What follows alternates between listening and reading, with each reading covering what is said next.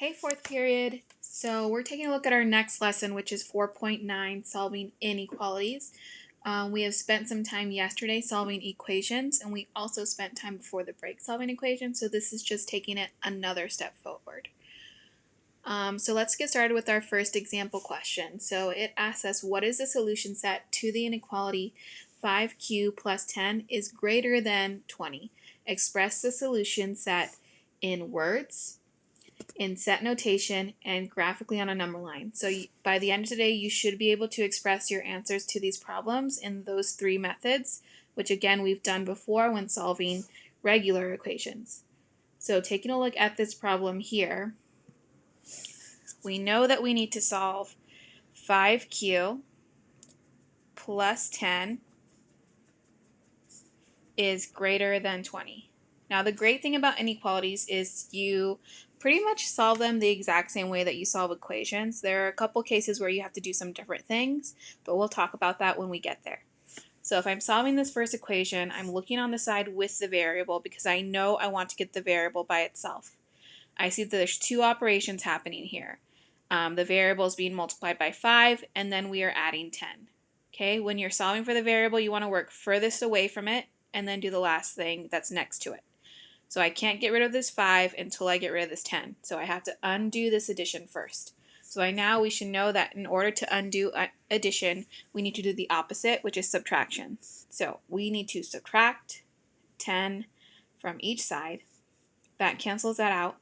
That was the point. We bring down 5q, we bring down our symbol, and we bring down 10. Okay, now I can see the variables being multiplied by 5. I need to undo that, so I need to divide both sides by 5. So this leaves us with q greater than 2. Okay, so for our solution, we need to be able to write it in words. We need to write it in set notation. And we need to write it on a number line. Okay, so in words, we could say the solution set is any value greater than 2.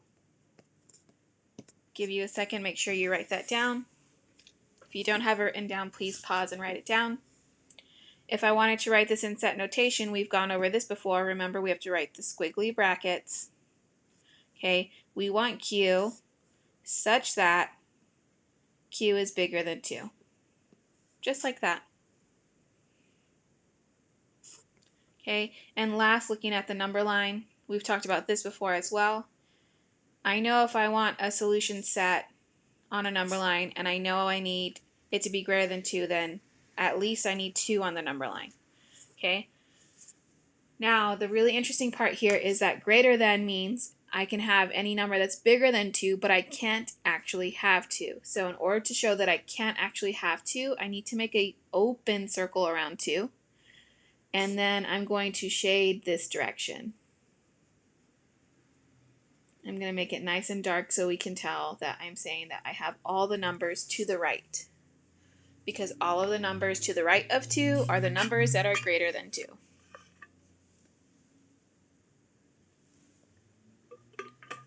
Okay, let's take a look at our next example. So in our next example, we're talking about JoJo. And apparently JoJo had to solve this problem here for x. And she answered as by doing the following. Okay, so she actually uses a strategy that we haven't learned yet. So what JoJo does is she takes this equation and she does reverse distributive property. So she actually takes things out because she sees a pattern here. Okay, but if you were to distribute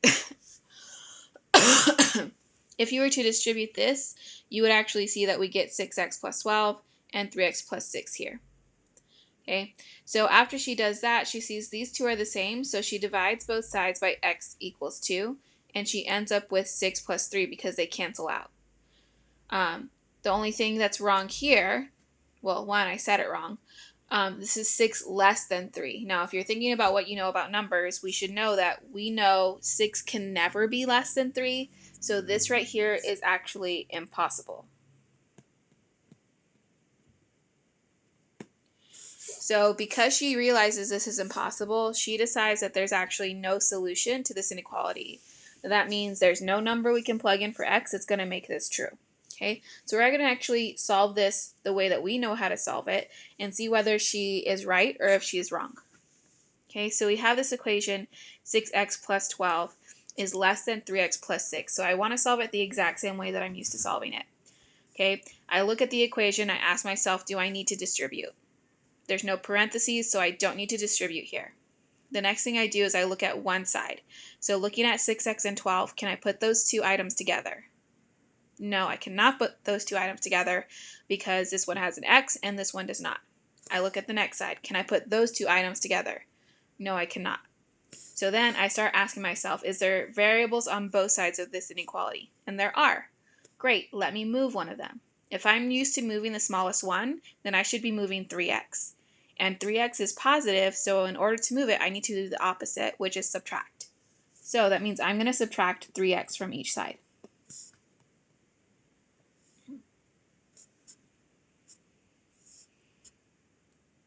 (6x minus 3x) is 3x. I bring down our positive 12, I bring down our symbol, and I bring down our 6. Okay, now again we're stuck with a two-step equation. I want to undo the addition first, and then I want to undo the multiplication. So to undo addition, we do subtraction. So I'm subtracting both sides by 12. The 12 cancels out. That's exactly what we wanted to happen. I get 3x is less than. Okay, I'm taking away more than I have, so I know my answer is going to be negative. I'm taking away 12 from 6, so I know this is a negative 6. The last thing I will need to do is divide by a 3. And we get x is less than negative 2. So if I compare this to JoJo's original answer, I can see that JoJo was wrong. The solution set is not empty. In fact, the solution set is any number that's less than negative 2. So they ask us to explain why she got an erroneous conclusion. So yesterday we were talking about things that you could do to an equation that weren't technically wrong, but they would change the way the solution was. One of those things was to multiply both sides of an equation by a variable. So it's also wrong to multiply both sides of an equation, to divide both sides of an equation by a variable. So what she did wrong, JoJo divided both sides of the equation by a variable because she divided by x plus 2 on both sides. This can change your solution set.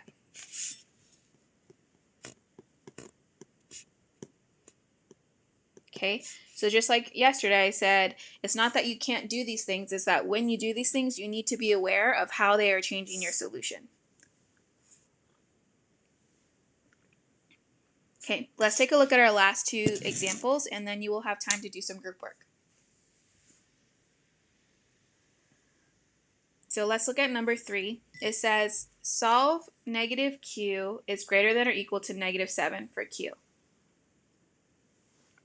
Now we're going to solve this without multiplying or dividing. We're just going to solve this using addition and subtraction. Okay, I want to solve for a positive q. That's what you see here. Right now I have a negative q. I want the opposite.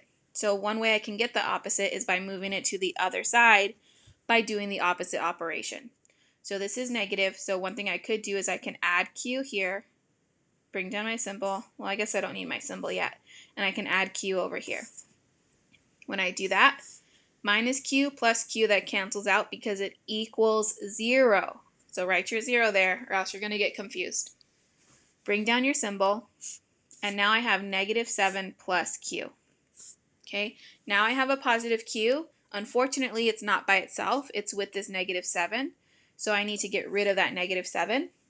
To get rid of a negative 7, I would do the opposite, which means I would be adding 7 to both sides. That gets this to cancel because it equals 0. I don't need to write the 0 because I still have q over here, and that's fine. And I know 0 plus 7 is 7.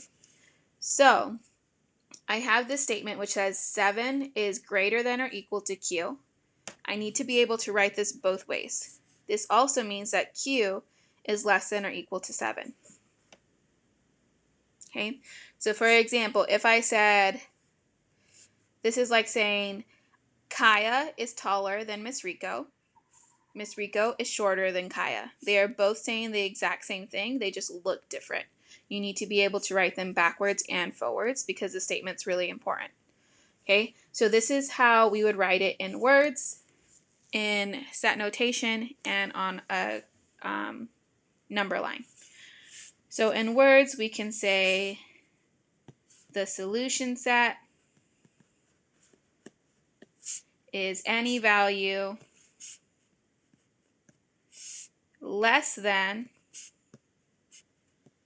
or equal to 7. So that's how we would say it in words. If I wanted to say it in set notation, I'd make my squiggly bracket.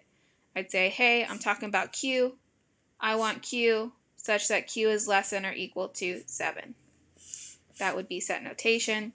And last but not least, we have our number line. If I know this has to deal with 7, then I want 7 on my number line. Less than or equal means I can actually let it equal 7. So this can be a dark closed circle. And I want to shade the numbers that are less. Less is to the left. Less is to the left. And that's what we would finish with. We have our 3 answers in those 3 sections. Okay, let's do our last example and then you'll be ready for group work. So in our looking at our last example, again, we have -5 here, x minus 1 greater than or equal to 10. So the first thing we should do when we're usually solving is we distribute, correct? So I'm going to distribute this -5. If you already know how to do that, go for it. -5x, a negative times a negative is a positive, so plus 5, greater than or equal to 10. Again, I'm going to solve this without multiplying or dividing by any negative numbers. Okay? So I see that I have a -5x. I don't want it to be negative right now, so I'm going to do the opposite, move it to the other side, make it positive. So I'm going to add 5x here and add 5x here. I know this is different than how we normally solve it, but if you know your properties of equality, this should be fine for you. Okay, that cancels out because it equals 0. I don't need to write 0 because I can bring this 5 down. So 5 greater than or equal to 10 plus 5x. Now that I got my x right here, I want to get rid of this 10. This is a positive 10, so we have to do the opposite to get rid of it. Positive, the opposite is negative, so subtract. I'm subtracting 10 here, subtracting 10 here. And this gives me -5 is greater than or equal to 5x. I'm sure you can guess what comes next. We should be dividing both sides by 5 because that is what is still attached to the x. And I get -1 is greater than or equal to x. Or the other way I can say this is x has to be less than or equal to -1. Okay, now let's just write this quickly in our words, our set notation, and our graph. So in words, I can say the solution set is any value less than or equal to -1. For my set notation, hey, I'm talking about x. I want x so that x is less than or equal to -1. And our graph, if I'm doing in comparison to -1, then I want to make sure -1's on my number line. This is less than or equal, which means I can have -1, so I want a closed circle. Less is to the left, so I'm shading to the left. And so I know I have any number to the left of -1 will work for my problem. Okay. At this moment, there should be some people at your group that are also done taking their notes. Those are the people that you should be working with on your group work. Okay, so for your group work, you have 4 problems. There's 2 in each problem, so there's really like 8 problems that you're doing. When you're done, you need to express your answers in set notation and on a number line. So you'll see I don't say to express it in words. You do not have to express it in words, just in set notation and on a number line. Get started.